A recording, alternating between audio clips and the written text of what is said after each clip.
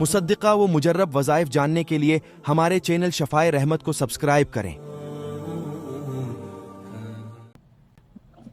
ایک سوال یہ ہے کہ بہت سارے لوگ محسوس کرتے ہیں کہ ان کی اولاد نافرمان ہو گئی ہے، تو اس کے لیے بڑا آسان سا عمل ہے،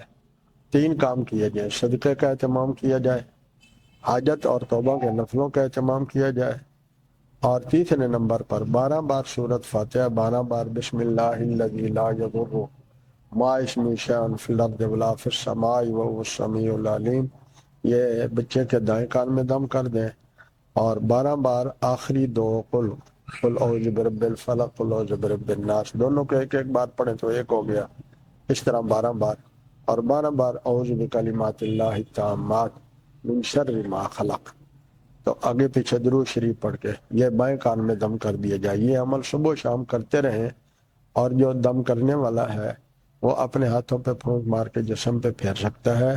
پانی پر دم کر کے تو یہ بچوں کے اوپر ڈال بھی سکتے ہیں، پلا بھی سکتے ہیں۔ اللہ تعالیٰ اپنی حفظ و پناہ میں رکھے۔